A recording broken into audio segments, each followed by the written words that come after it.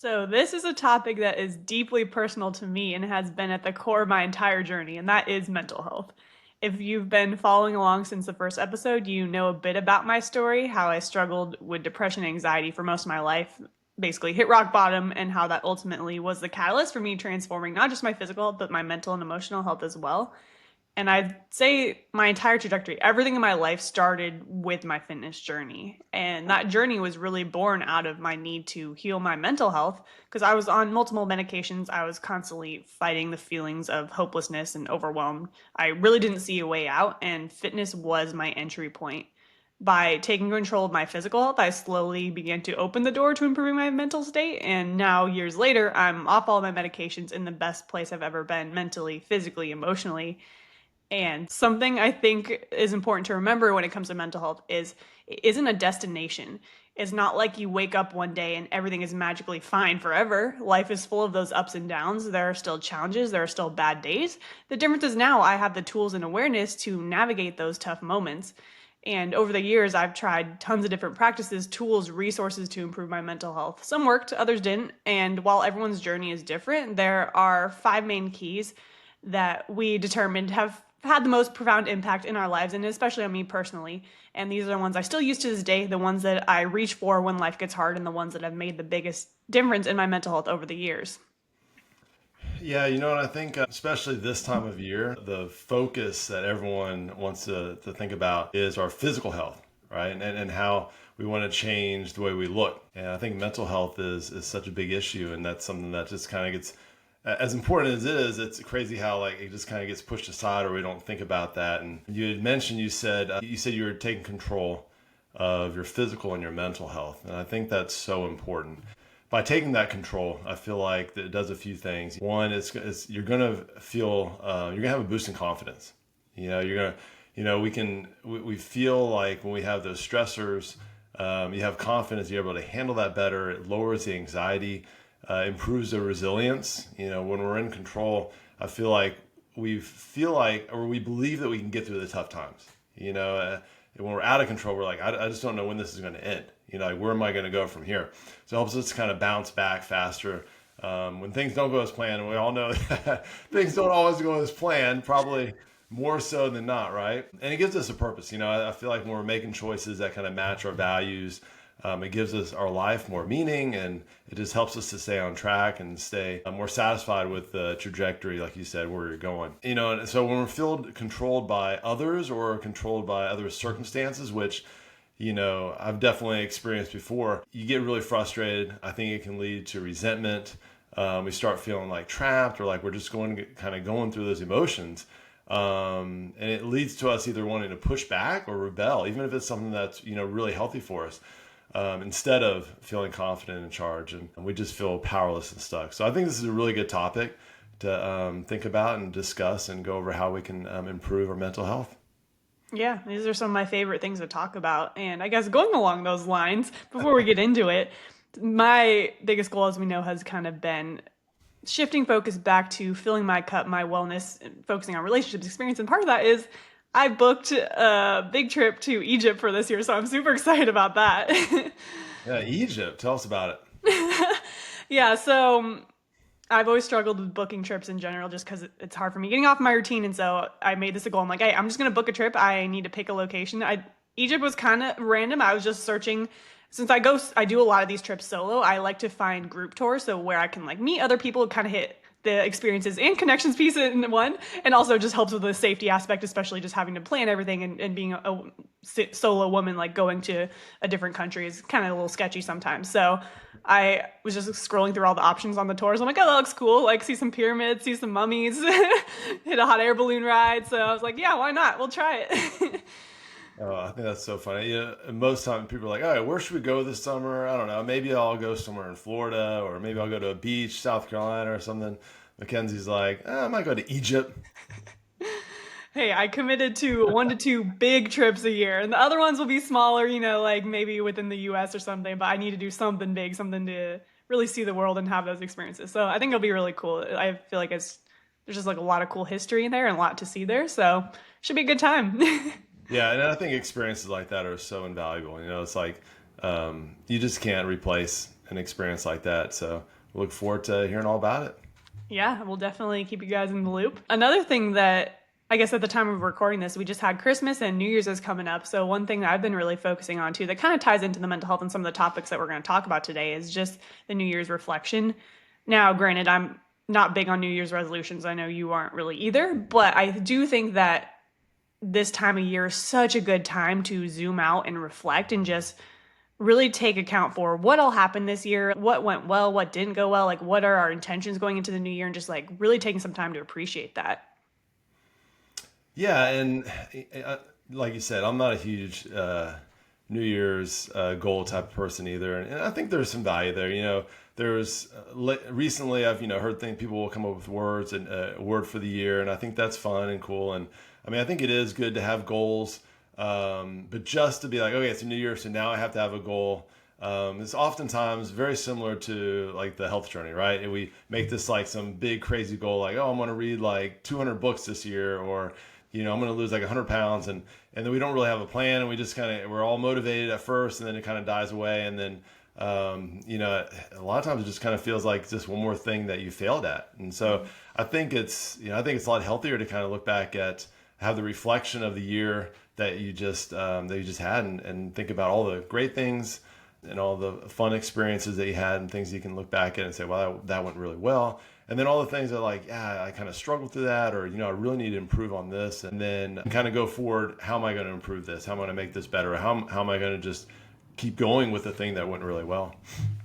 Yeah, I think it's a good just season of the year to have that deep reflection. I feel like it's important to have that, whether that's quarterly, monthly, weekly. I do that all to one at some extent, but obviously like yearly is a big one. And so I think it's a great time to dive into some of that stuff. At least for me, I'm really trying to focus on in my New Year's reflection is just focusing on zooming out and also appreciating my progress, because those are two things that I really struggle with and have kind of let me down into like a bad mental state too, is just because I'm always focused on the next thing. I'm so locked in, and I don't take a moment to one, appreciate what I've accomplished, or even when I set goals. I was talking to one of my friends about this too, is we set goals and then we don't even celebrate when we accomplish them. We immediately go on to the next thing, or we feel like, oh, it's just something that we should have done anyway. So I don't take the time to actually sit and appreciate it and celebrate that progress. So that's something I'm doing with this reflection, is looking back and like, what all did I accomplish this year, and actually sit in that and have some appreciation for what I've done and where I'm going, and just allowing myself to zoom out and not so much focus on what's next. What do I need to do now? Am I not doing enough? Just like really sit and appreciate, hey, it was a good ass year. This is all that I've done, and just let myself sit in that, because that's something I never do. Yeah, no, I love that. We always encourage our clients to celebrate those small wins along the way, on the way to the big goals and big wins that we have. So I think that's great to look back and think about hey, what went really well? Like, what did I accomplish that was so awesome? And like you said, celebrate that, and think about that going forward. I think a lot of times we're so hard on ourselves on what things like did not go well. What do I need to be doing to better myself or improve myself? We definitely need to appreciate and celebrate those big wins for sure. Yeah, I'm actually too, and because it's something I struggle with, I'm writing all them down, and I'm even like saving. I started saving screenshots and stuff that reminds me of that. So I have a list too, so that way when I'm feeling down on myself, I can go and reference, be like, oh, look at what I did last year. I'm doing okay. And I also did a vision board. That's the first time I did that this year as well, which is actually pretty fun making. It's not, it was kind of more, it's not just for 2025, but just in general, like the vision that I want. So it just kind of tangibly puts pictures of stuff that I've already like experienced in certain doses, or just stuff that I'm taking for my day to day, or stuff that I don't have that I'm really working towards. And I kind of put them all into one thing, and then I have that on my screensaver now. So it was actually a fun little project doing that, and just fun kind of sitting in that like dream outcome of mine for a little bit as I did it. Yeah, no, I've never done that. So are you kind of like creating like the big dreams and big goals, or do you have like a combination of all the big things, but then all the small things you need to do to kind of get to those big goals? So yeah, obviously like there's a million different ways you can take this. I think it's whatever works best for you. But for me, I just had big main themes. So like one is obviously the experiences, and I put like travel and the places that I want to do, and some of the places that I've been before that I want to go back, or stuff like that. Impact is a big one. Me speaking, us continuing to build the podcast, some of the notes that we've gotten from clients, that kind of stuff. Even a note from you that you sent me just really hit. So I put that in there as a reminder. And so impact is one of them. And then relationships is another one. So it's just kind of those like main pillars. Wellness was another one, and abundance. So I had kind of those main pillars, and I had photos that like fully encompass what I want to achieve or what I wanted out of each of those, if that makes sense. Yeah, yeah. I think that's super cool. Do you have any specific things that you reflect on in the new year? Anything that's kind of been on your mind as we go through this season and transition into 2025?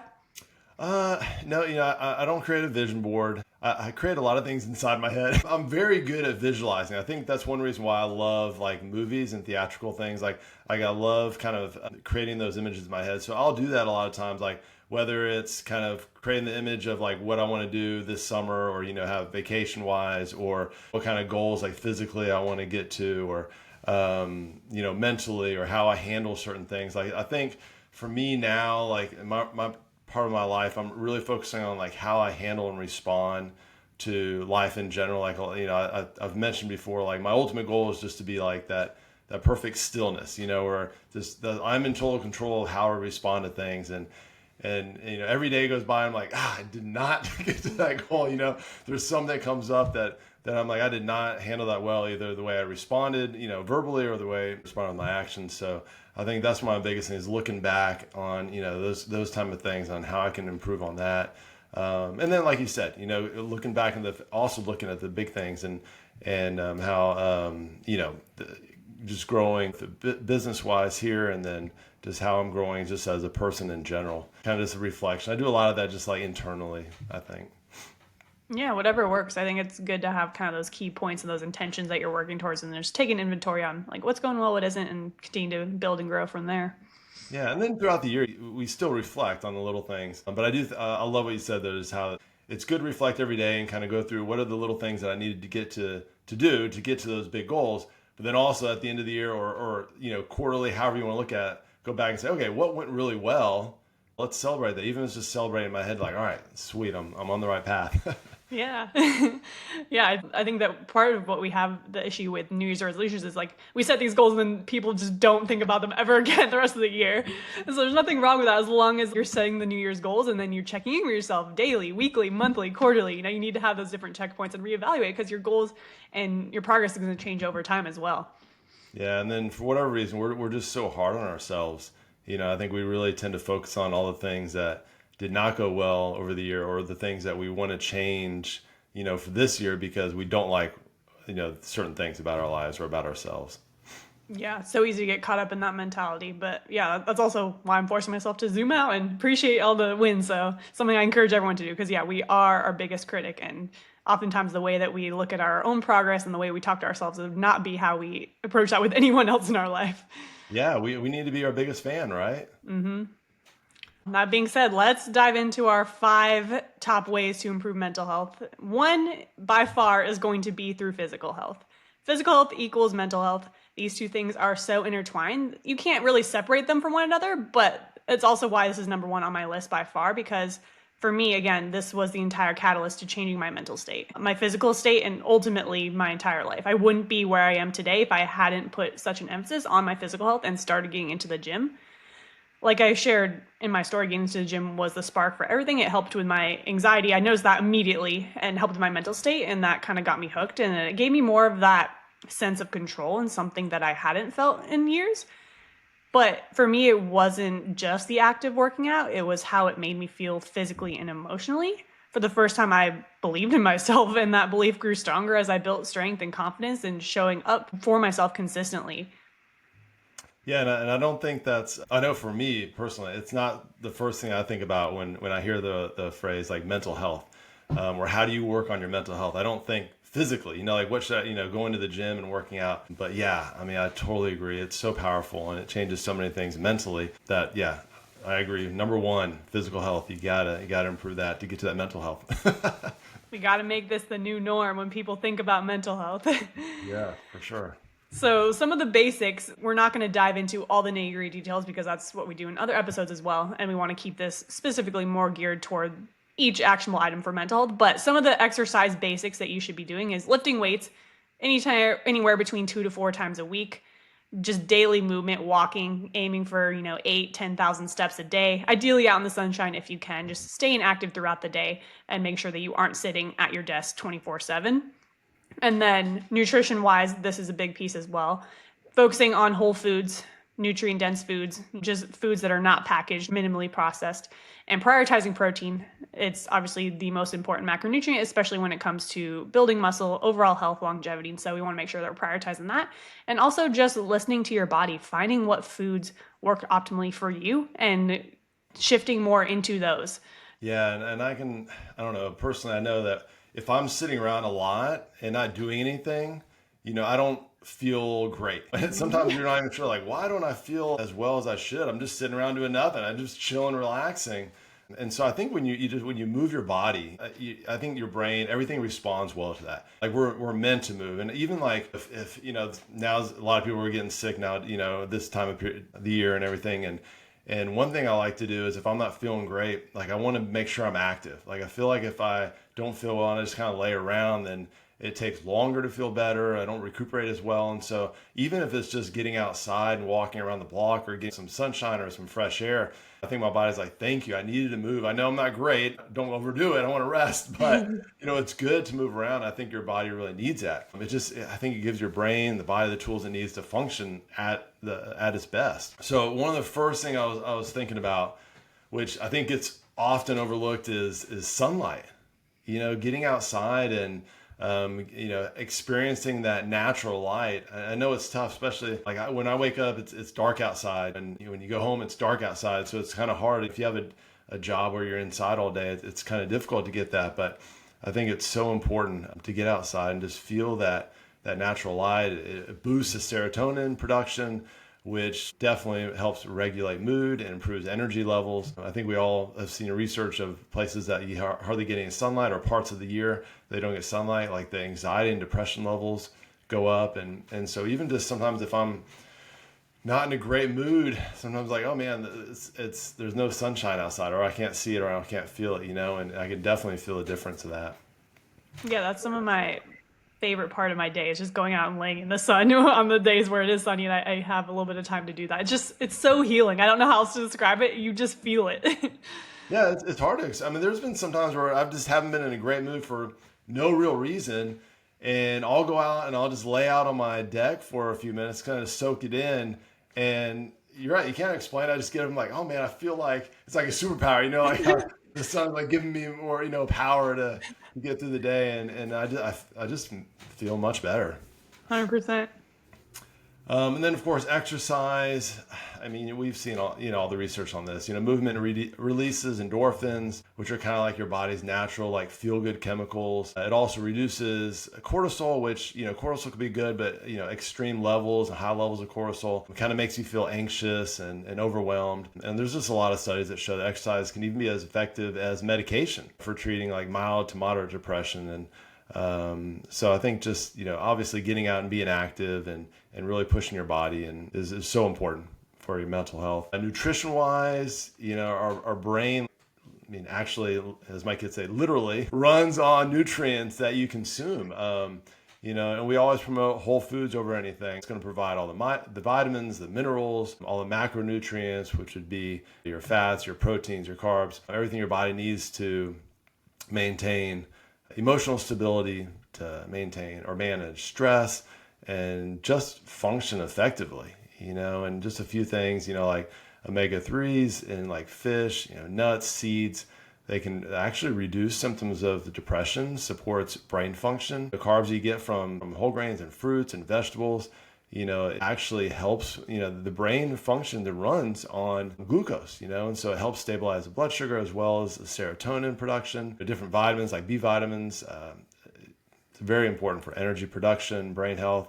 And then magnesium, which now does get a lot of spotlight, I think. And there's a lot of supplements out there. But of course, even just, like nuts and dark chocolate, spinach are all good, natural, whole food form of those. But they help reduce anxiety, supports nervous system health. And then a lot of people who have sleep issues, they, if they actually get tests done, they realize that they're magnesium deficient. And when they get on magnesium, it's like a game changer for them. Yeah, it's funny to see now all of these studies starting to come out that show a lot of this stuff. But I'm like, I've been saying this for years, just from my own personal experience. I know a lot of people in the space have been saying it too, and I've always talked about before. I think 99% of people's problem will be solved if they just exercise and ate real food, and I stand Yeah. by that. I'm not saying it's the end all be all. Like I'm not saying that this is going to be your magic cure, but it does do. Like I'd argue it's more effective than any medication. And now I'm not saying the medication is bad or you need to get off of them right away, but I'm just saying like working on this stuff is going to be far more efficient and effective in helping with your mental health than any sort of medication is going to. Yeah, it just gives you a very solid base, solid foundation to your day and to your life just in general. A couple of things I was thinking about was like caffeine. So I mean, the majority of us love caffeine, right? And but it can affect your health in different ways. Affect your mental health. And I think a lot if you are a big caffeine consumer, you've probably experienced both of these things, right? So like the positive, it can definitely improve mood.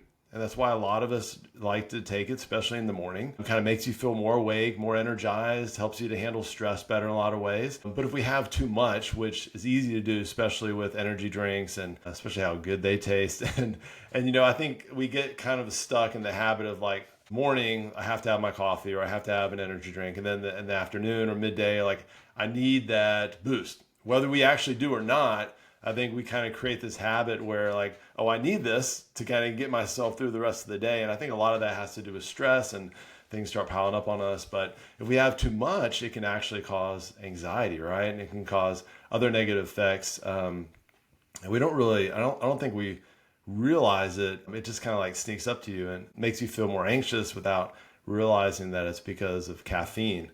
I know sometimes if I have too much, especially if I have it like on an empty stomach, I can tell the difference if I have like an energy drink without eating anything, and then I do feel a little bit anxious later, and sometimes I don't really understand like, oh, I feel a little different, and I have to think about why do I feel that? Oh, I feel a little more anxious, a little high strung, probably because I just slammed that energy drink, had nothing in my stomach, as opposed to if I have a meal or something and then have that. I kind of feel like it evens it out, it smooths it out a little bit. And then one thing that I've gotten into more lately or more recently that I never really thought about, or I think when I was younger, I kind of like dismissed it as not really something that was important or was like kind of wacky, like oh these guys are kind of all out to lunch type of thing. Like the gut health though.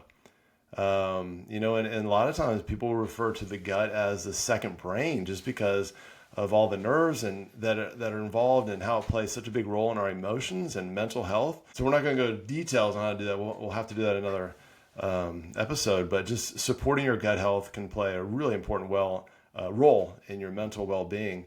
Like basically minimizing inflammation, and then understanding your body and just knowing what foods kind of affect you and how you feel after you eat them.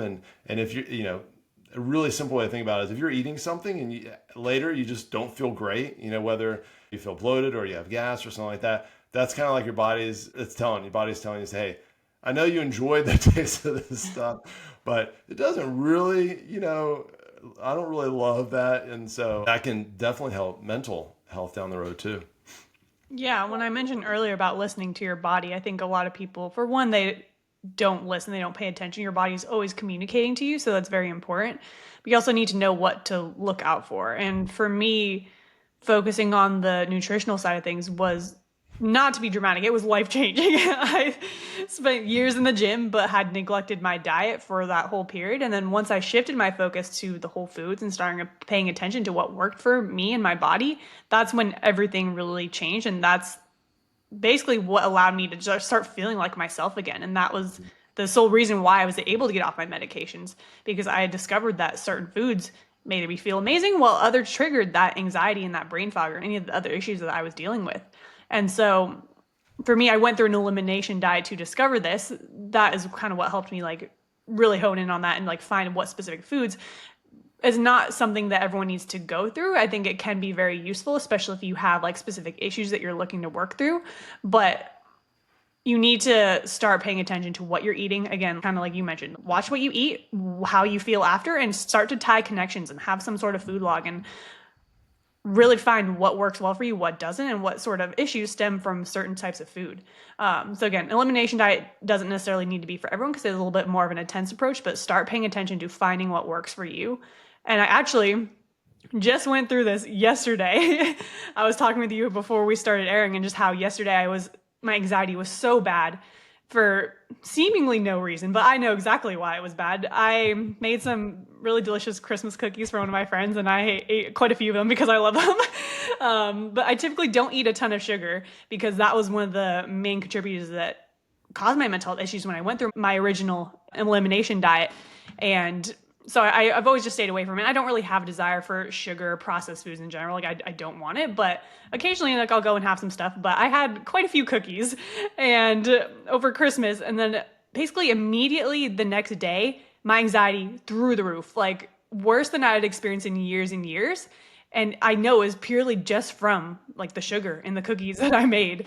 And so it was just a really good reminder as to why I do certain things and, why I eat the way I do and why I steer clear away from absurd amounts of sugar and cookies and stuff. It wasn't anything crazy, but just way more than I normally do. So it was just a very good relearning experience. And sometimes you do have to go through those periods where you're reminded of like, oh, that's why I don't eat certain things. Because I know a lot of people will eat clean for a little bit and then they'll have soda or pizza or something, and they're like, oh, my stomach is messed up, or I felt so sick, or I just felt so sluggish. And that's your body communicating to you. So it's those types of things that you have to take into account. And for me in particular, anxiety is the big one that comes from that.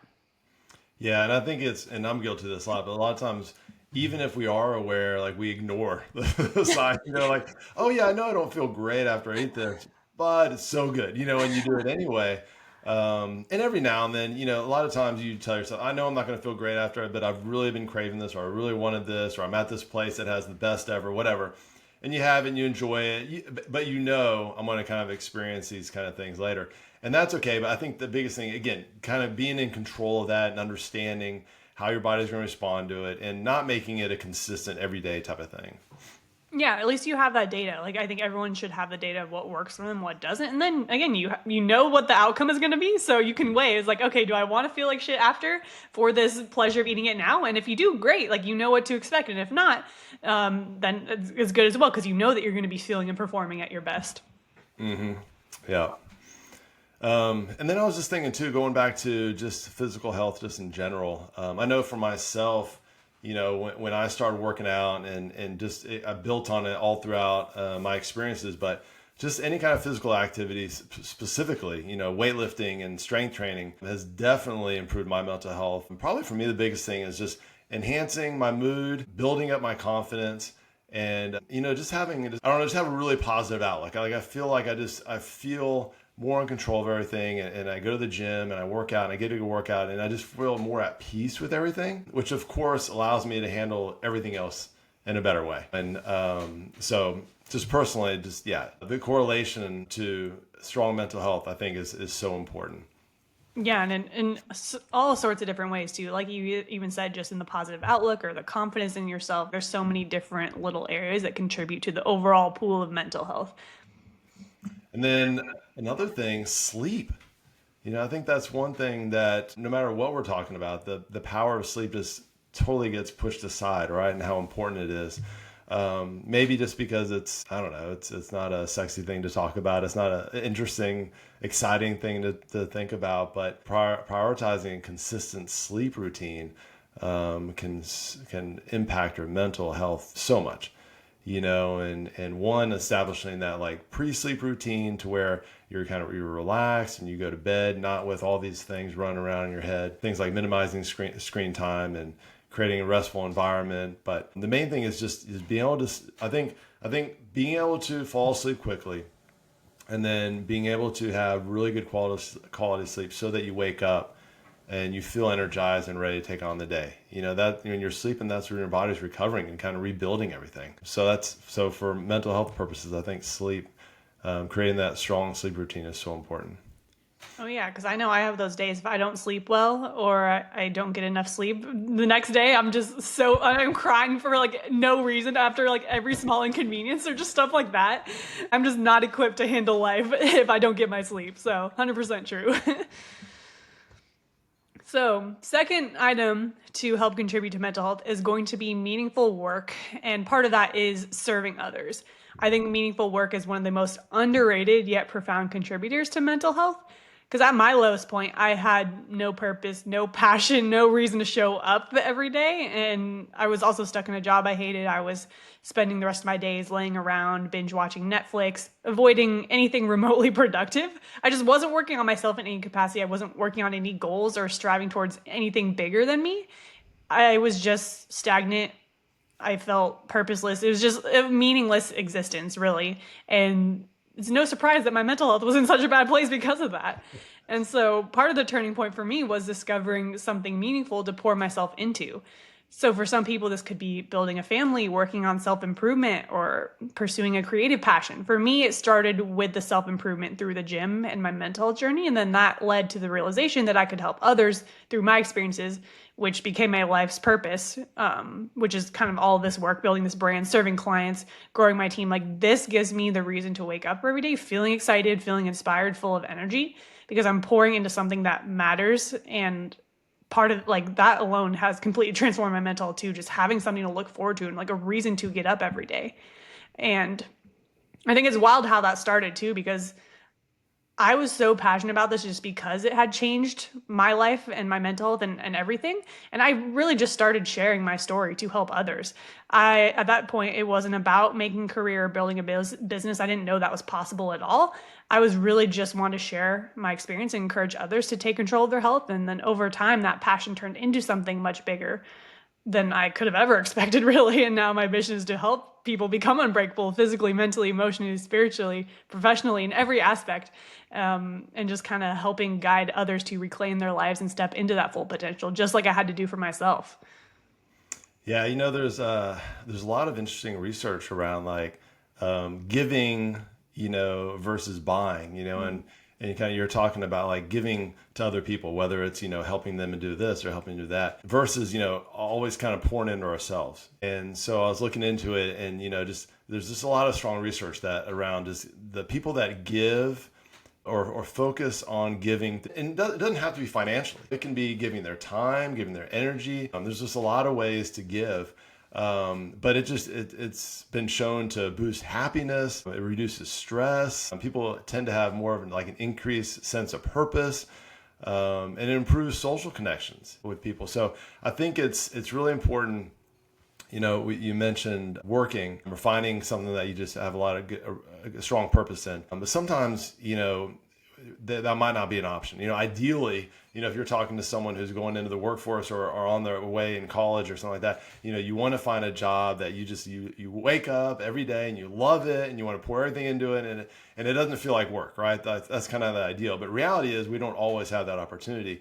And so it could be anything from, like we said, giving to other people in whatever way that you can give, or it could just be finding purpose in like hobbies or, building a strong family or, whatever is important to you, having something to work towards and work for every day, and having that purpose I think is really important to improving your mental health. Absolutely. You got to find that thing that lights you up. I That's a would good say a word for purpose. that. Something that lights you up. I like that. Yeah. Something that also goes beyond yourself and that is bigger than just yourself. I think, like you said, at the core, it often comes down to serving others, helping other people creates that sense of meaning that can help anchor you, especially during tough times. And I know it sounds counterintuitive or even a little selfish in a weird way, but you're serving others to help yourself too.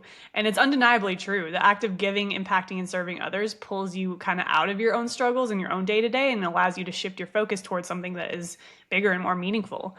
And like you said too, it's important to understand you don't need to serve others on some large scale or to like have that meaning or like find that purpose. It can be super simple, supporting your family or friends or just giving a random person a compliment. I don't know if you've ever done that, but it feels so good to see their face light up. It makes their day. And so stuff like that, or volunteering, offering to help someone if they're struggling, it doesn't matter the level or the scale of it. It's the act of giving that creates that purpose. Yeah, and I think just I don't know if it's social media or whatever, but I feel like there's so much like individualism. Like we're always on our phones, right? And we're walking around. Half the people are walking around looking at their phones while they're walking, and they're not looking around them. And so I think I think even just like things like opening the door for someone, Hmm. or saying thank you or please, or like you said, like complimenting, like, oh, I really like that hat or whatever it may be. It's almost like people are shocked when you do that, like, oh, thanks for holding the door. I wasn't expecting, it's just, it's like, it's not as common now. And I'd love to be back in the days where like etiquette was on the forefront and people were looking to help each other out. And I think, like you said, you feel better when you help each other out in whatever form and a way that may be. One of my core values is leading with love and in general, but I think going into your day with the intention of like, what can I do to brighten every single person day who I come into contact with? And just like as you're out in public doing stuff, just what can I do to make their day better? What can I do to serve people or help people? I think going in with that mentality will open up a lot of doors. Yeah, and I think something would be, I don't know, it'd be very difficult for me to do, but if you have kind of, if you're like in a really bad mood, I think to kind of go like total extreme and be like, okay, I'm in a horrible mood, things are just awful for me today, whatever it may be. I'm gonna go out and I'm gonna be super nice. I'm gonna be super friendly. Go out of my way to say hi to everyone in the hallway or in the store or whatever you may be. And I mean, I'm willing to bet by the end of the day, you're going to feel so much better just by simply looking out to make other people's day better. Definitely. I'm with you on that. And then something also very important is that support system, right? So kind of create an environment where you have people that you can go to, that when you do have some challenges in life that you can talk to, and sometimes you feel better just by opening up and sharing with other people. And we kind of mentioned it.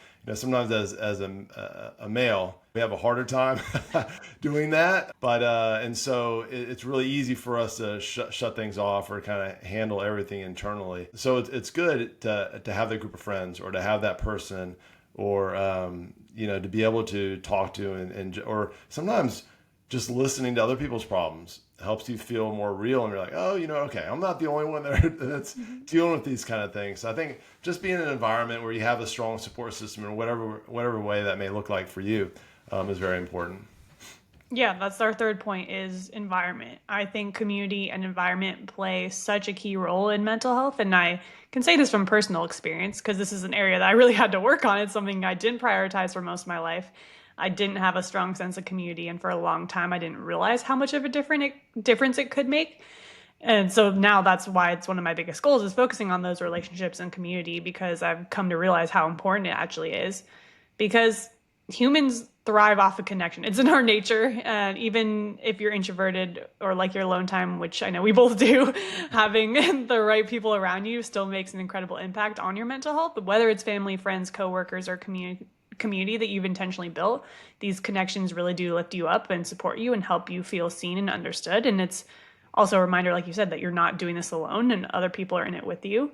And so part of that, I think it's important to find the right people, though. It's not just about having people around you, but it's having people that actually support your growth, that challenge you to be better, and truly understand the journey that you're on. And if you're surrounded by negativity or doubt or people that don't align with your values, it's going to take a toll on your mental health. So it's making sure that you're in the right environment to where you feel inspired, encouraged, and empowered to move forward. Yeah, I think that's a good point. I think you can surround yourself by all kinds of different people, and part of just growing and maturing is realizing, understanding the people that are going to be there for you to support you and that are going to understand you, because it's got to be one of the worst things to go to somebody with a challenge and they don't understand you or they're not compassionate or they don't have empathy for what you're going through. It just almost kind of feels like, oh, it's one more person against me or one more thing against me. So one thing that personally I've had and I've done really well at it, I guess, but I that's just something that I can definitely improve on. I tend to be very closed-minded. I tend to keep my feelings to myself. I tend to deal with everything internally.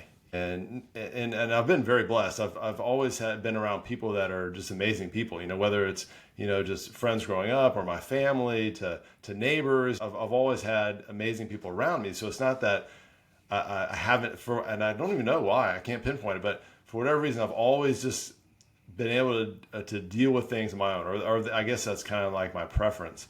And so first thing I always do is I always go to God. I pray about everything and go to Him, and I guess kind of a lot of times I stop there. And I'm like, there's no one else that's going to be able to help me like God can, Mm-hmm. and He's always listening and He's there for me, and so. everything I deal with internally, and I go to him with it, and I kind of talk about it and I reflect on it and think about it. But I think that's definitely something I can improve on, and it's hard. I'm not even sure where to start, because it's like once you kind of get in a real groove of dealing with everything on your own, internally, it's almost like letting other people in or sharing other. It's almost like it might take extra work, or like be vulnerable with that, and so I think that's very tough for a lot of people. So I definitely relate to that. I can very heavily relate to that of you saying like it's a lot easier to just keep things internally and just deal with it on your own, especially when that's what you're used to doing. Do you find that you tend to do that because of your relationship with God? Like, do you feel like that's kind of your outlet, and so you're okay with kind of handling things on your own in that sense? Yeah, yeah. I mean, I think I've realized that more recently. I think if you asked me like 5 years ago, 10 years ago, I'd be like, I have no idea, But I really do feel like I feel like he's obviously in charge of everything, control of everything. So I feel like anything that's going on, he already knows about anyway.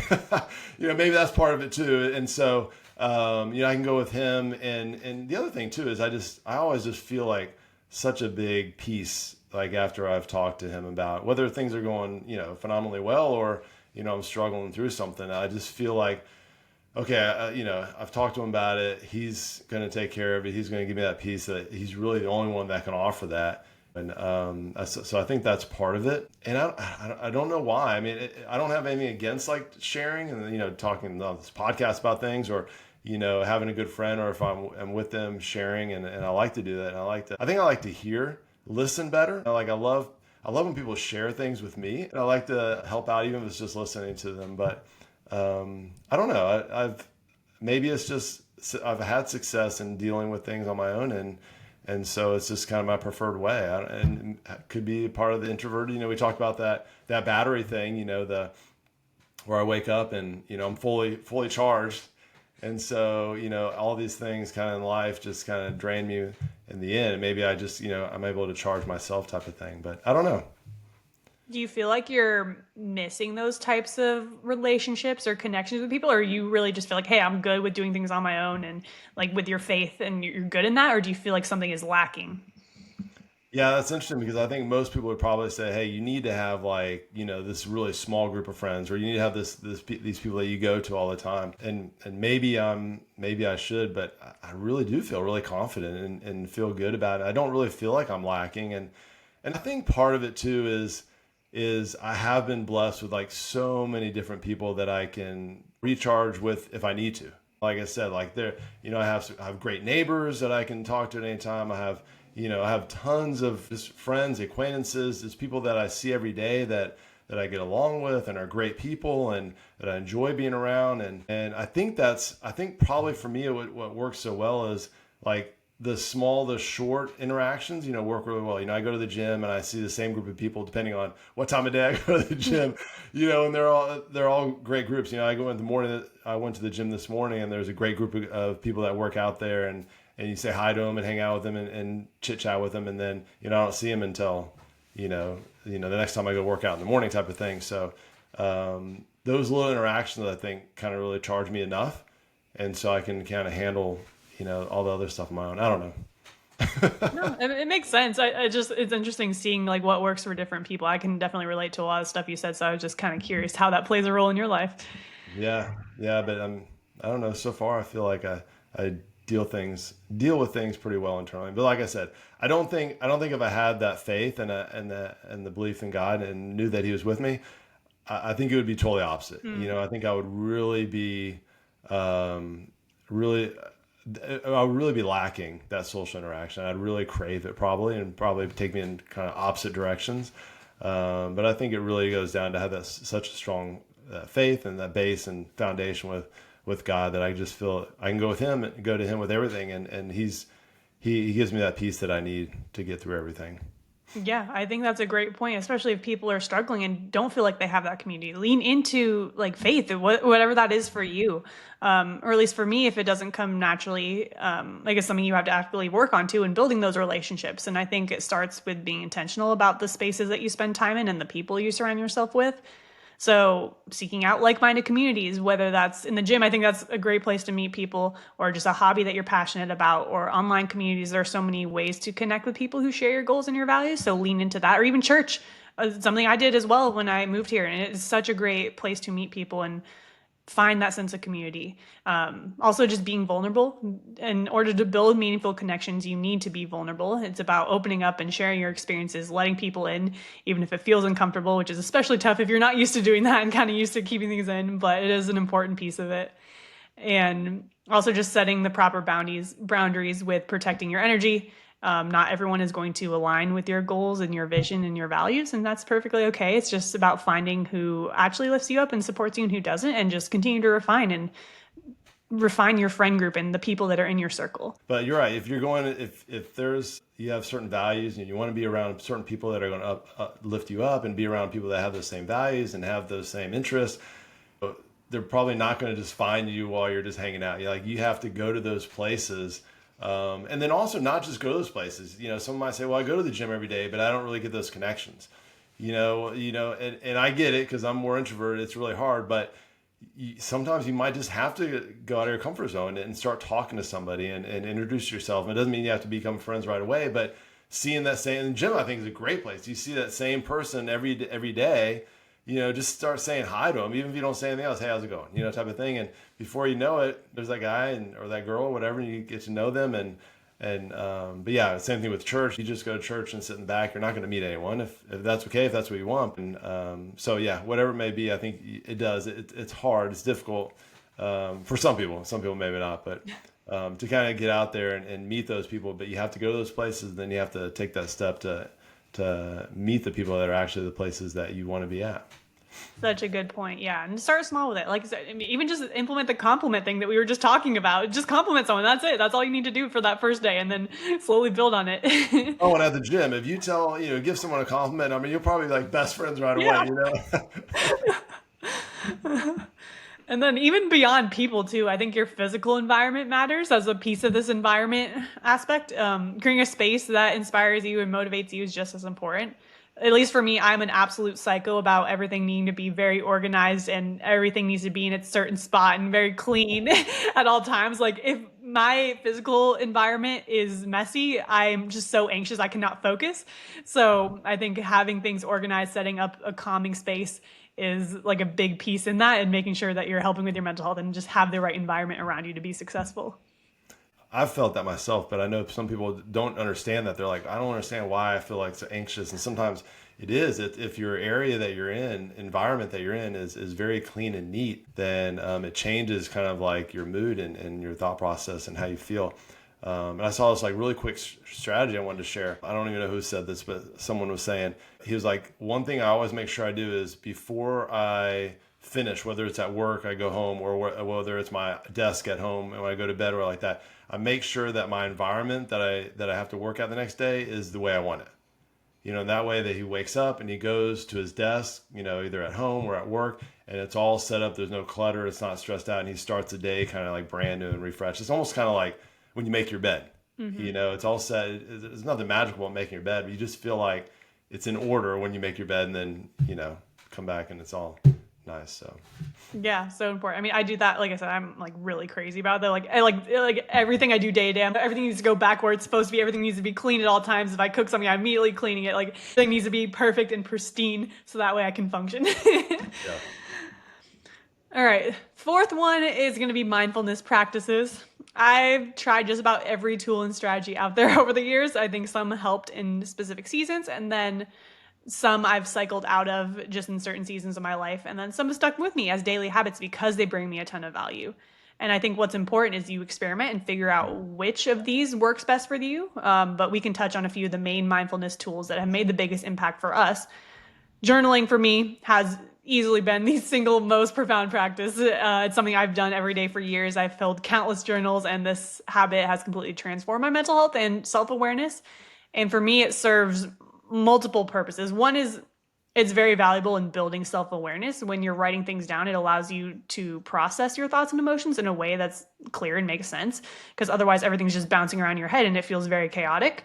And that kind of ties into the managing anxiety. It's probably been the biggest for me in helping with anxiety, because it helps take all the crazy thoughts bouncing around your head and get them out on paper. And it's basically like decluttering your brain, so that way things don't spiral out of control and you're able to work through them in a way that matters.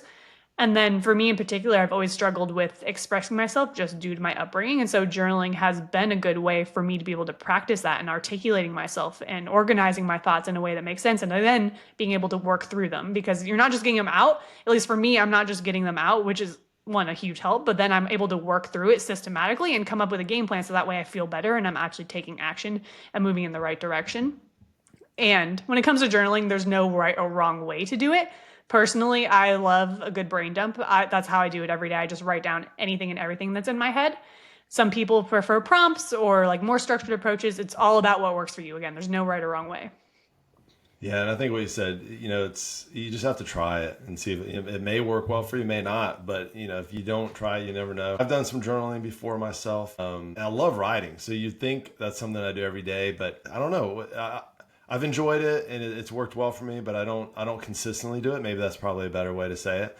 But I have enjoyed it when I've done it. For me, it's just prayer and gratitude, and I've mentioned that kind of earlier. But one thing that I really focus on is when I pray, the first thing I do is I thank God for everything that I'm blessed about. And there's tons of blessings, and really, if you sit down and think about it, there's so many things that I can be thankful for. So before I go ask Him for all the things that I need help with, the first thing I want to do is I want to just kind of go to Him and just thank Him for the day and everything that He has planned, and everything that's been great in my life, from experiences to opportunities to people in my life. And I feel like that really just kind of sets the stage for just being open and having a great day, knowing that I've just been blessed in so many ways.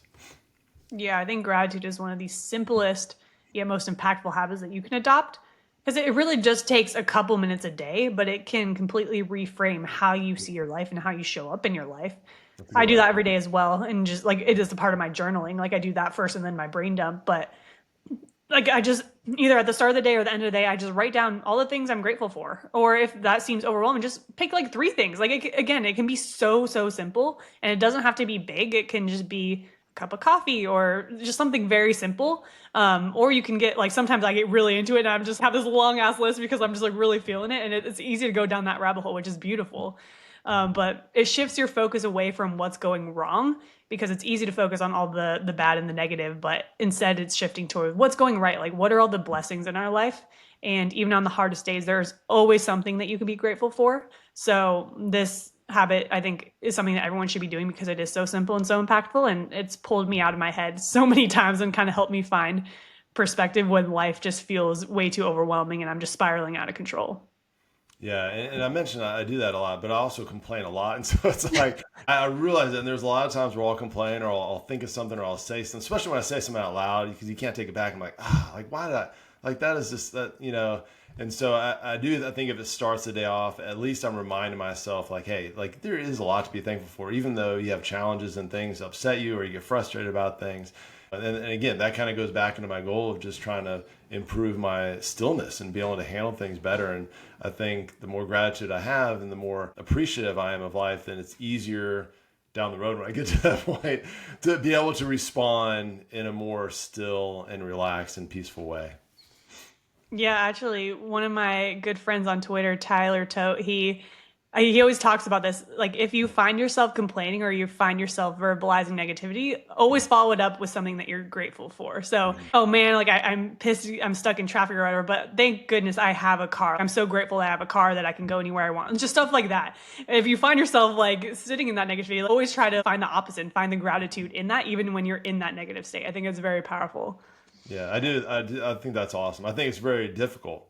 Mhm. Like in that moment, all we're doing is frustrated or mad. Or like, yeah, everyone has a car, whatever. But he's right. I mean, you really need, and that's kind of like something difficult. It's difficult to be able to stop yourself and be like, look, I get it, and like I could be, have to ride the bus right now or something, or not have, not even be able to do that. So yes, I need to be able to step back and be like, all right, I need to get over that, or I shouldn't be as frustrated or whatever.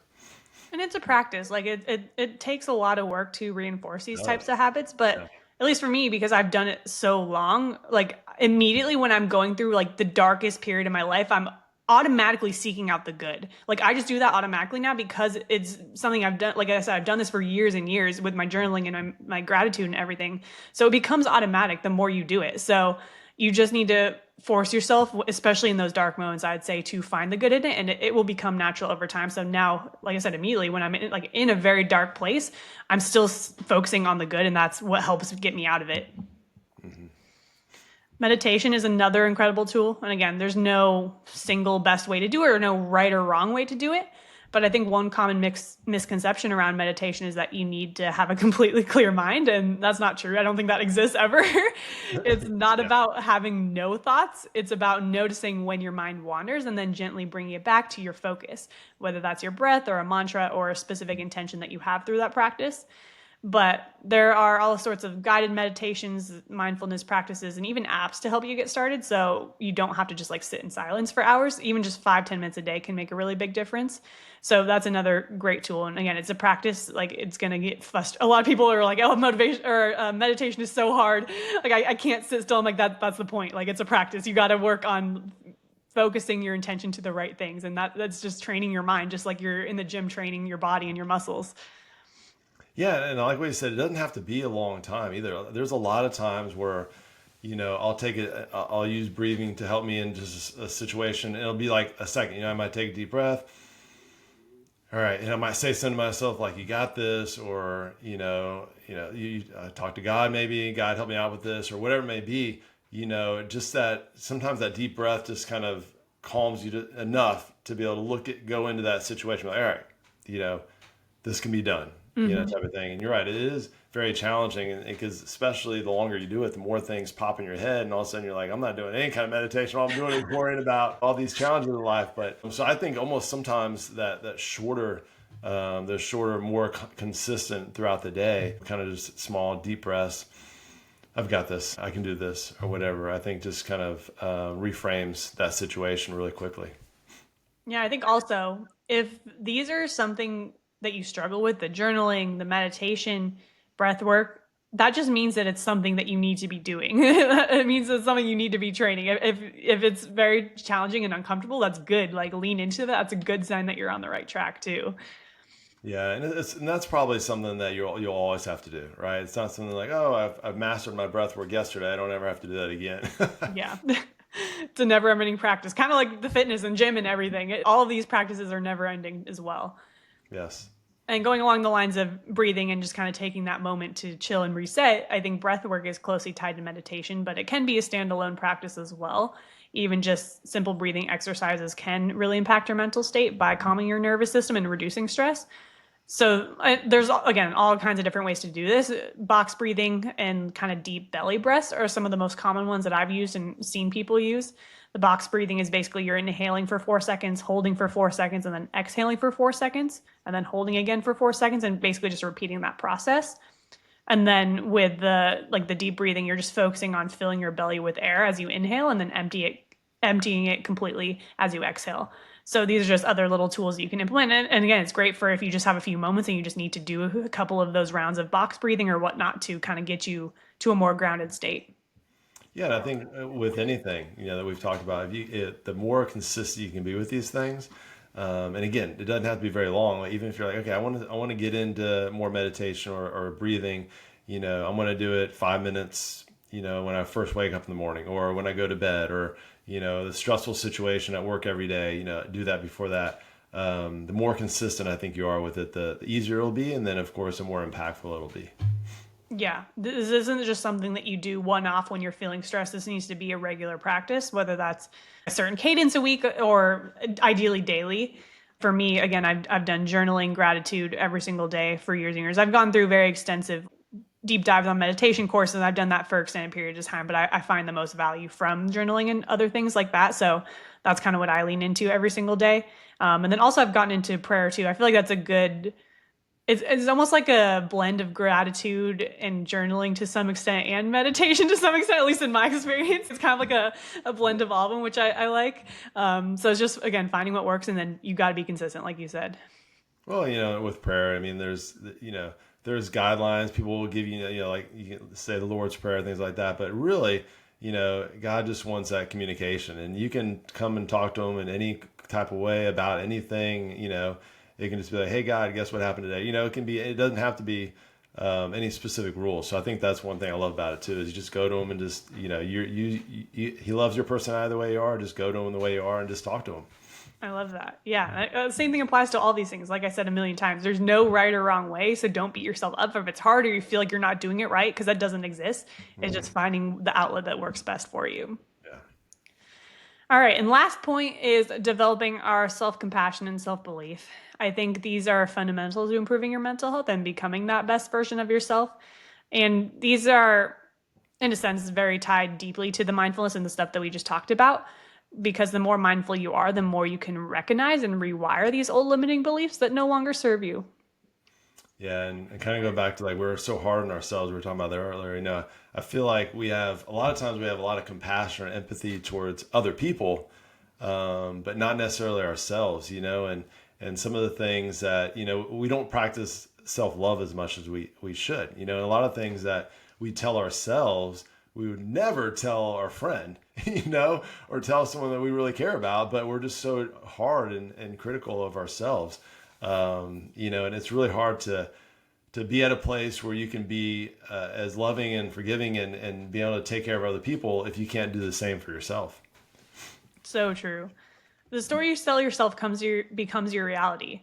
If you're constantly reinforcing the narrative that you're hopeless or incapable or stuck, that's exactly what you're going to experience. And your mind will continue to find evidence to support that and reinforce it every single day.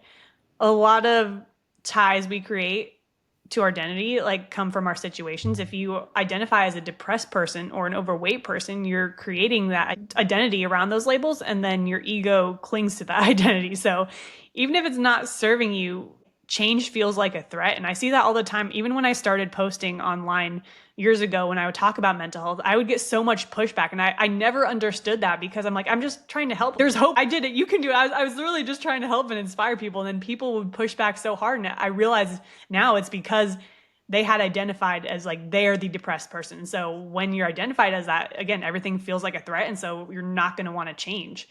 So you got to remind yourself, like, you are not your struggles, the depression, anxiety, or being overweight, whatever it is, it's a temporary state and not a permanent trait that you have to live in the rest of your life. And so to create lasting change, you have to let go of that old identity and kind of step into that person that you want to become. And even just start asking yourself, like, who do I want to be? How would that person think, act, show up every day? And shift your focus to embodying that version of yourself, and you'll start to see everything transform around you. Yeah, I love that, and also almost kind of stepping outside your body, like if I'm talking to myself as another person, if that makes sense. Yeah. Like what would I tell them? How would I want them to feel about themselves? And of course, it's going to be positive, uplifting, and everything. And so you should be doing the same for yourself and creating the okay. If I need to make a change, it's for the best for me. And I know that it's going to be hard, but I love that. It's kind of like choose your heart, right? It's going to be Mm-hmm. hard to stay where you are and go through all these challenges, and it's going to be hard to make these changes too. But I do. I think it comes back to thinking about yourself and just really loving yourself and thinking about what would my body, what would my mind love, and go from there. And from there, once you establish that base, then you can be so much more impactful to other people around you. Yeah, and self belief doesn't happen overnight either. It's built through action and consistency and proving to yourself that you can actually trust yourself. And one of the best ways to do this, and something that is like a core value of mine, you have to keep the promises you make to yourself. If you are making these small commitments and not following through, you are proving to yourself that you can't trust yourself. So, of course, you're not going to want to change. And so, when you set small, achievable goals and follow through on them, you're building trust in your own abilities. And again, this is a core value of me and kind of shaped who I am today. I actually, the story I wanted to mention is just a random person at the gym asked if I was going to be at the gym today. And like I had an event I was going to go to last night, but I'm like, oh, I told him I was going to be there and I forgot I had this event. I'm like, I need to go. Like, I need to be there because I said that I was going to be at the gym, even though it's a random person. It probably doesn't give a fuck if I'm there or not. But like, that's how important it is to me. I'm like, I will ruin all my plans to make sure that I follow through if I said that I was going to do something. So every time you show up for yourself, whether that's hitting the gym or sticking to your diet plan or just completing a daily task that you said you're going to do, whether that's like the journaling or meditation, you're reinforcing that belief that you can rely on yourself. And the promises don't need to be massive, start small, but that is so important in building that self belief and confidence. Yeah, start small. I like that a lot. So start small and set up those routines. I talk about this so much, but consistency is so important. You start these routines, say, I'm going to do this. It doesn't have to be a big thing, whether it's going to the gym, and for 15 minutes, or whether it's doing, meditation, breathing for 5 minutes a day, or doing some journaling, or going out and talking to a friend, or just walking outside, see a neighbor, talk to them for a couple minutes. It's being in control of all these areas, setting up those routines, and so that what's coming, how you're going to do this, and that you're setting yourself up for success in the future, and just feeling better about everything and being in control of it all. Being in control. Great way to end it up. All right. So, just a quick recap on the 5 biggest things to help improve your mental health. 1 is going to be physical health. Physical health equals mental health. 2 is working towards something bigger than you, serving others, having a meaningful goal and purpose to work towards. 3 is creating your environment. This goes for people, places, how you work, like your home life, your office life, everything in between. Mindfulness practices, some of the ones we mentioned were journaling, meditation, breath work, gratitude, prayer. And then self compassion is 5, making sure that you're changing the narrative and really building that belief and confidence in yourself. So, yeah, if you want to connect with us, you can find us on socials in the show notes. And then the best place to connect is going to be in our private community where we run all kinds of challenges, giveaways, calls, and new content in there every day. And it's completely free to join. So, I'll put that link in the notes as well. And we will see you guys next week.